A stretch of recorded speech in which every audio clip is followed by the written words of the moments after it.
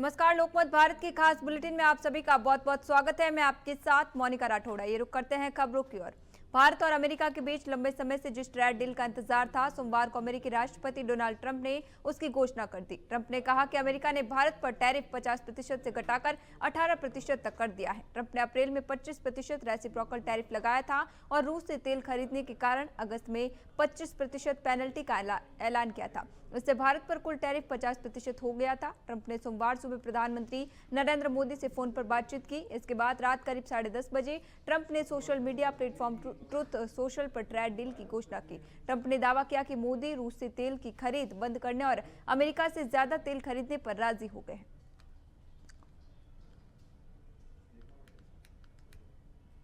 कांग्रेस ने अमेरिका और भारत के बीच ट्रेड डील की घोषणा के बाद प्रधानमंत्री नरेंद्र मोदी की आलोचना की। कांग्रेस महासचिव जयराम रमेश ने एक्स पर लिखा, वॉशिंगटन में मोगेम्बो खुश हैं। ऐसा लग रहा है कि पीएम मोदी ने आखिरकार हार मान ली है। उन्होंने लिखा कि भारत को अपनी ही सरकार की कार्यवाहियों की जानकारी ट्रंप या उनके नियुक्त प्रतिनिधियों से मिलती है। अब ये रूटीन बनता जा रहा है। कांग्रेस के एक्स पोस्ट में लिखा गया कि सीज फायर की तरह ट्रेड डील की घोषणा भी ट्रंप की ओर से की गई। बताया गया मोदी की रिक्वेस्ट पर ट्रेड डील की जा रही है। कांग्रेस ने लिखा कि ये भी बताया गया कि मोदी रूस से तेल नहीं खरीदेंगे, अमेरिका और वेनेजुएला से तेल खरीदेंगे। क्या ट्रेड डील में मोदी सरकार रूस का साथ छोड़ने पर राजी हुई है? अमेरिका से ज्यादा सामान खरीदने की बात भी कही गई है। अगर ऐसा है तो मेक इन इंडिया का क्या हुआ?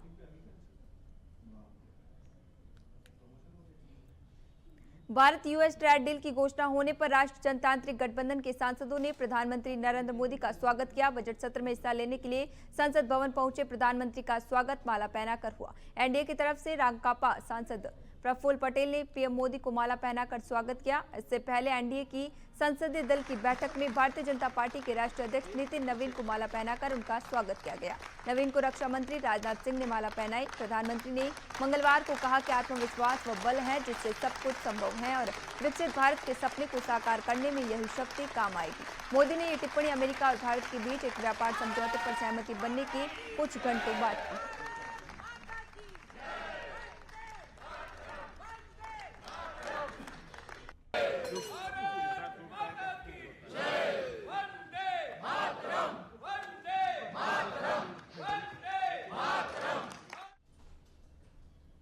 कैबिनेट मंत्री किरोड़ी लाल मीणा सोमवार को सवाई माधोपुर मेडिकल कॉलेज के घटिया निर्माण कार्य को देखकर भड़क गए। उन्होंने मौके पर मौजूद एक्सिन और इन को फटकार लगाई और कहा, तुम्हें शर्म नहीं आती है? प्लास्टर के नाम पर मिट्टी डाल रहे हो, चोर हो, लुटेरो, देश को खा गए। मंत्री ने कहा, सरकार पैसा दे रही है तो कॉलेज का निर्माण काम भी टिकाऊ और अच्छा होना चाहिए। उन्होंने निर्माण कार्य की निरंतर मॉनिटरिंग को लेकर उच्च अधिकारी को निर्देश दिए। एक्सिन ने आरोप लगाया कि मंत्री के समर्थकों ने प्रोजेक्ट मैनेजर नवनीत के साथ मौजूद एइन को पीटा। इसके बाद मेरे साथ भी मारपीट की। एक्सिन ने मामले की शिकायत जयपुर में बैठे आरएसआरडीसी के उच्च अधिकारियों से की। लेफ्ट साइड में तो दबा हुआ है, ये कोई चैन से निकला हुआ है, ऐसे इधर लेफ्ट साइड में दबा हुआ है। अंता उपचुनाव में भाजपा प्रत्याशी रहे मोरपाल सुमन को बीजेपी ने कारण बताओ नोटिस जारी किया है। प्रदेशाध्यक्ष मदन राठौड़ ने नोटिस देकर पूछा है, आपका कृत्य पार्टी अनुशासन संहिता की परिभाषा में आता है। इस कृत्य के लिए आपको कारण बताओ नोटिस जारी किया जाता है। आपको इस आरोप के उत्तर में कोई स्पष्टीकरण देना हो तो आज से 3 दिन के भीतर लिखित में प्रस्तुत कर दे। बता दें कि कुछ दिन पहले मोरपाल सुमन ने जिला अध्यक्ष 12 को पत्र लिखकर अपनी हार की समीक्षा करते हुए लोकसभा अध्यक्ष ओम बिरला सहित जिले के 3 विधायकों और पार्टी पदाधिकारियों पर चुनाव हराने का आरोप लगाया था। मोरपाल सुमन ने अपने हार का कारण भीतरगात बताया था। उनका ये पत्र सोशल मीडिया पर वायरल हो गया था, जिसमें उन्होंने लिखा था, ओम बिरला की पूरी टीम ने उनके विरोध में काम किया।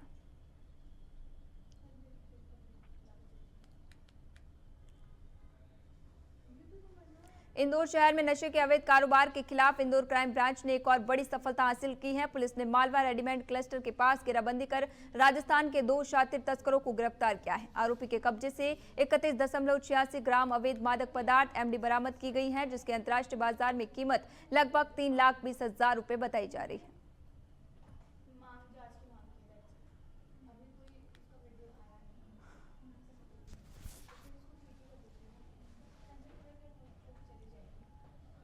लगातार अवैध मादक पदार्थों के खिलाफ कार्रवाई की जा रही है। इसी तरह में कल सूचना मिलने पर जो क्लस्टर है, जो मालवा रेडीमेड का क्लस्टर, उसके सामने एक अज्ञात एक वाहन था जिसमें कि 2 व्यक्ति थे जो कि अज्ञात थे। मुखबिर की सूचना मिली थी। पुख्ता सूचना होने पर इनको घेराबंदी करके क्राइम ब्रांच के द्वारा पकड़ा गया, जिसमें एक का व्यक्ति का नाम नरेश था, दूसरे का नाम नरेंद्र था। दोनों को फिलहाल हिरासत में ले लिया गया है और उनसे पूछताछ की गई तो उन्होंने अपना नाम नरेश और जैसा कि मैंने बताया था अपना नाम बताया और उसके बाद ये बताया कि डग झालावाड़ के रहने वाले हैं। उनकी जब तलाशी ली गई तो उनकी सीट, जो गाड़ी की सीट थी, सीट में से लगभग 32 ग्राम के करीब। वित्त मंत्री निर्मला सीतारमण ने बीते 3 केंद्रीय बजट प्रस्तुत किया। आज इसको लेकर इंदौर के मेयर पुष्यमित्र भार्गव ने सोमवार को मीडिया से चर्चा की और इस बजट को ऐतिहासिक बजट बताया। मेयर ने कहा कि आने वाले 2 दशकों में ये बजट महत्वपूर्ण है, इससे नगरीय निकाय को लाभ मिलेगा।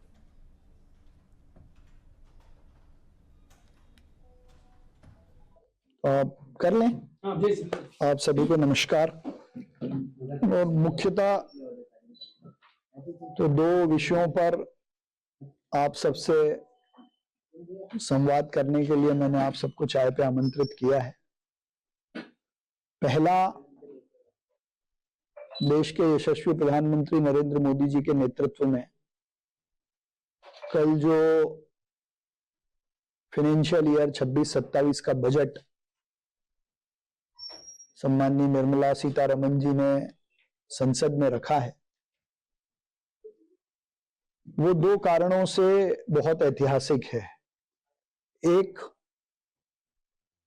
आने वाले 2 दशकों में भारत की इकोनॉमिक ग्रोथ और विकसित भारत की जो संकल्पना है, क्योंकि हम 2026 में हैं और प्रधानमंत्री जी 2047 के भारत की बात हमेशा करते हैं और उसी दृष्टि से काम भी कर रहे हैं, तो ये उस प्लानिंग। राजधानी भोपाल जीआरपी ने शातिर चोर को गिरफ्तार कर 4 मामलों का खुलासा करते हुए 7 लाख रुपए के आभूषण बरामद किए हैं। पुलिस की पूछताछ में खुलासा हुआ है कि युवक बीटेक पास हैं और पूर्व में फॉरेन में जॉब कर चुका है। जीआरपी भोपाल के हत्थे चढ़े चोर को ऑनलाइन बैंटिंग गेम का शौक था और वह उसमें काफी पैसे हार गया था। हारे हुए पैसों को रिकवर करने के उद्देश्य से वह भोपाल मंडल से गुजरने वाली ट्रेनों की एसी कोच में यात्रियों को निशाना बना रहा था। मिली जानकारी के अनुसार फरियादी अफसा बेगम ने शिकायत दर्ज करवाई थी कि वह राजधानी एक्सप्रेस के एआई कोच में आगरा से मुंबई की यात्रा कर रही थी। भोपाल स्टेशन के दरमियान उनकी नींद लगी। इसी दौरान अज्ञात चोर ने पर्स में पार कर दिया। पर्स में 35,000 रुपए नकदी और सोना चांदी के 3.50 लाख रुपए कीमती आभूषण रखे हुए थे। जिसकी इन्वेस्टिगेशन करते वक्त जो है वो पुलिस के द्वारा एक प्रांजल दीक्षित करके व्यक्ति है, लखनऊ का रहने वाला है, उसको गिरफ्तार किया गया है। ये व्यक्ति जो है वो 2016 में एक WNS कंपनी है पूना में, उसमें काम करता था और उसी कंपनी के थ्रू जो है वो एक बार 1.5 महीने के लिए और एक बार 2-2.5 महीने के लिए लंदन भी गया था कंपनी के थ्रू। वहाँ से वापस आने के बाद में उसके द्वारा जब उसकी जॉब छूटी है और जॉब छूटने के बाद में फिर इसको एक गैम्बलिंग की लत लग गई। गैम्बलिंग की लत लगने के बाद में काफ़ी पैसा जो है वो कर्जा हो गया और उसी बीच में इसके द्वारा जो है वो इस तरीके की चोरी के घटनाक्रम को अंजाम देना शुरू कर दिया गया। गिरफ्तार करने के बाद में और पूछताछ में हम लोगों को और भी पता चला है कि ऐसे और भी मामले हैं जिसके अंदर इसके द्वारा जो है वो चोरी की गई थी। कुल मिला के 4 मामलों में इसमें बरामदगी की गई है। अभी तक लगभग 7-7.5 लाख का मशरूका जो है वो बरामद किया गया है।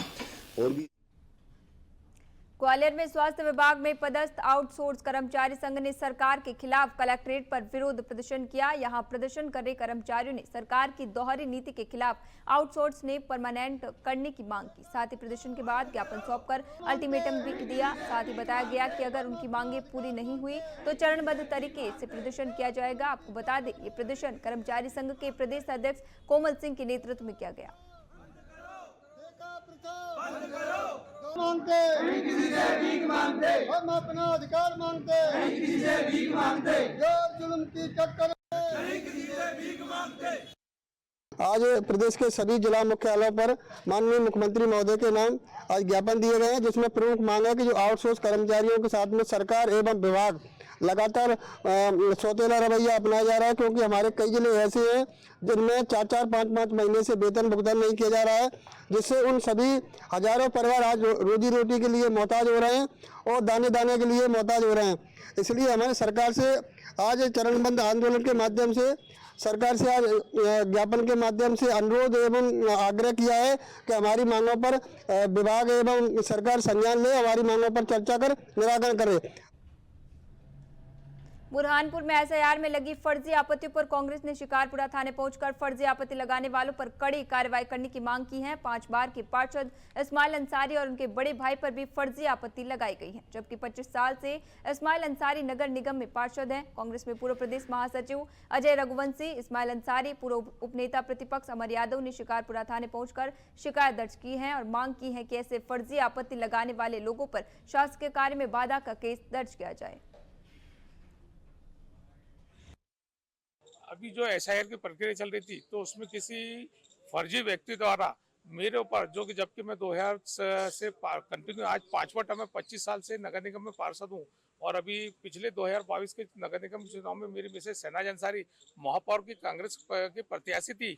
मेरे खिलाफ मेरे भाई जो हाजी मोहम्मद इब्राहिम है 1983 में वो पार्षद थे, उनके खिलाफ फर्जी तरीके से आपत्ति ली गई कि इनका नाम काटा जाए। ये कहाँ उचित है?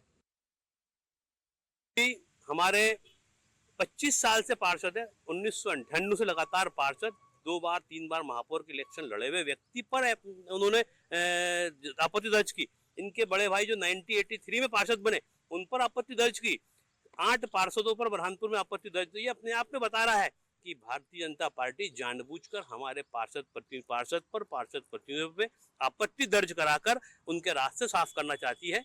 तो ये कूटनीति रचना है। इसके पीछे जो भाजपा के नेता छिपे हुए उन पर संज्ञान लेकर चुनाव आयोग को, कभी चुनाव आयोग निष्पक्ष है तो इन पर कार्रवाई करना। छिंदवाड़ा में लोकायुक्त जबलपुर द्वारा बड़ी कार्रवाई करते हुए छिंदवाड़ा के स्वास्थ्य विभाग के सीएमएचओ ऑफिस में पदस्थ कंप्यूटर ऑपरेटर जितेंद्र यदुवंशी को 50,000 रिश्वत लेते हुए रंगे हाथों गिरफ्तार किया गया है। स्वास्थ्य विभाग में पदस्थ एक नर्सिंग स्टाफ की शिकायत पर यह कार्रवाई हुई है। बताया जा रहा है कि आवेदक ने ग्राम से छिंदवाड़ा ट्रांसफर के लिए आवेदन दिया था एवं कलेक्टर की जनसुनवाई में भी शिकायत की थी, जिस पर ट्रांसफर करने के एवज में पैसे की मांग की गई। लोकायुक्त जबलपुर में शिकायत होने पर आज कार्रवाई करते हुए कंप्यूटर ऑपरेटर को रंगे हाथों गिरफ्तार किया गया है। तो उस समय पैसे नहीं थे तो मैंने ये जो जितेंद्र यदुवंशी भाई साहब है उनसे बोला कि अभी आप 20,000 ले लीजिए, अभी पेमेंट आएगी तो मैं करती हूँ।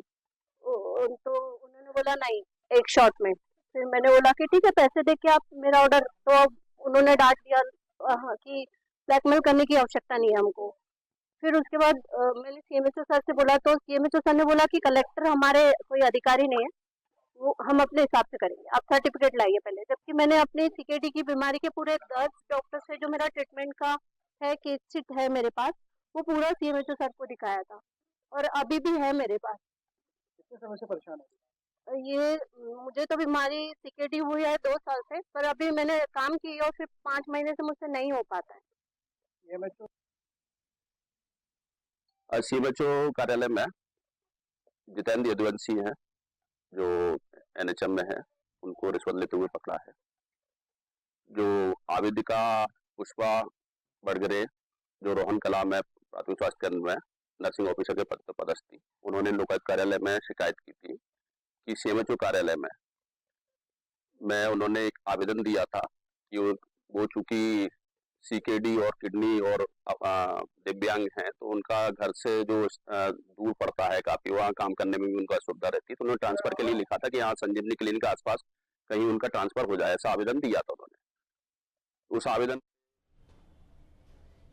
महिला कांग्रेस की राष्ट्रीय अध्यक्ष अलका लांबा सोमवार को इंदौर दौरे पर रही। उज्जैन में बाबा महाकाल के दर्शन के बाद इंदौर में पत्रकारों से चर्चा करते हुए उन्होंने प्रदेश की भाजपा सरकार पर तीखा हमला बोला। प्रेस वार्ता में अलका लांबा ने भागीरथपुरा क्षेत्र में दूषित पानी से हुई मौतों को गंभीर मुद्दा बताते हुए कहा कि भाजपा सरकार जनता को बुनियादी सुविधाएं देने में विफल रही है। उन्होंने कहा कि जल जीवन मिशन के तहत बड़े दावे किए गए, लेकिन सरकार 50,000 करोड़ रुपए तक खर्च नहीं कर पाई, जबकि लोग दूषित पानी पीने से जान गंवा रहे हैं। कांग्रेस नेत्री ने खांसी की सिरप से बच्चों की मौत, माई अस्पताल में चूहा कांड समेत अन्य मामलों का जिक्र करते हुए राज्य सरकार को कटघरे में खड़ा कर दिया। उन्होंने कहा कि इंदौर में मेट्रो और फ्लाईओवर जैसी योजनाओं के सपने दिखाए जा रहे हैं, लेकिन आम जनता को साफ पानी तक उपलब्ध नहीं है।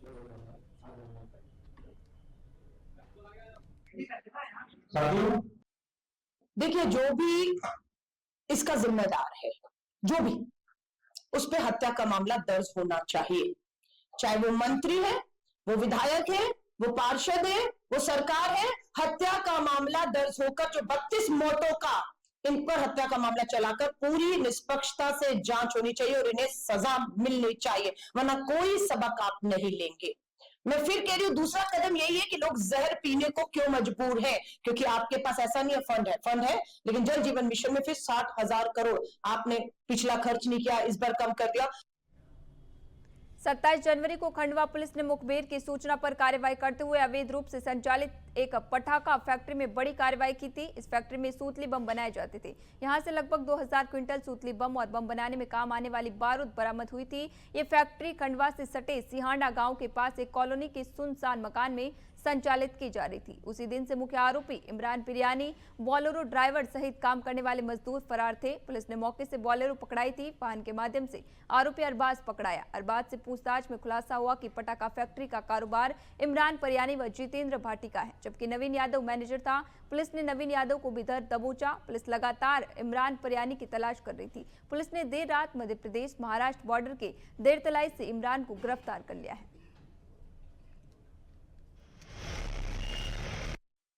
जैसा आपको पता है कि थाना कोतवाली के सम्यक गोल्ड कॉलोनी में अवैध रूप से पटाखे बनाते हुए एक फैक्ट्री पकड़ी गई थी, जिसमें लगभग 2 टन के करीब सुतली बम और उसके बनाने की सामग्री भी पुलिस ने बरामद की थी और अज्ञात आरोपियों के विरुद्ध एक्सप्लोजिव सब्सटेंस एक्ट के तहत प्रकरण पंजीबद्ध किया था। उस मामले में मौके पे एक पिकअप मिली थी।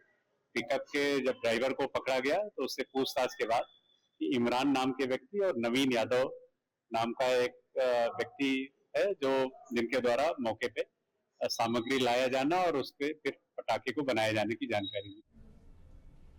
पुणे के कल्याणी नगर में 19 मई 2024 को एक बहुचर्चित पोर्च हिट एंड रन मामले में सुप्रीम कोर्ट ने बड़ा आदेश दिया है। कोर्ट ने ब्लड सैंपल से छेड़छाड़ के आरोप में गिरफ्तार 3 आरोपियों आदित्य सूद, आशीष मित्तल और अमर गायकवाड़ को जमानत दे दी है। ये आरोपी करीब 18 महीने से जेल में थे। मामले में 2 सॉफ्टवेयर इंजीनियरों की मौत हुई थी। इससे पहले बॉम्बे हाईकोर्ट ने सबूतों से छेड़छाड़ के आरोपियों की जमानत याचिका खारिज कर दी थी। इस मामले में उमरिया जिले के बिरसिंहपुर पाली के रहने वाले अनिस सहित 2 सॉफ्टवेयर इंजीनियरों की तेज रफ्तार पोर्च कार की टक्कर से मौत हो गई। जांच के दौरान सामने आया कि हादसे के वक्त वाहन चला रहा आरोपी नाबालिग था। उसे बचाने के लिए कथित तौर पर उसके ब्लड सैंपल से हेरफेर की गई। आरोप है कि शराब सेवन की पुष्टि से बचने के लिए असली सैंपल बदलवाए गए और इसमें कुछ डॉक्टरों की भूमिका भी सामने आई, जिन्हें रिश्वत दिए जाने के आरोप लगे। इससे पहले बॉम्बे हाई कोर्ट ने सबूतों से छेड़छाड़ और ब्लड सैंपल बदलने के आरोप में 8 आरोपियों की जमानत याचिकाएं खारिज कर दी थी।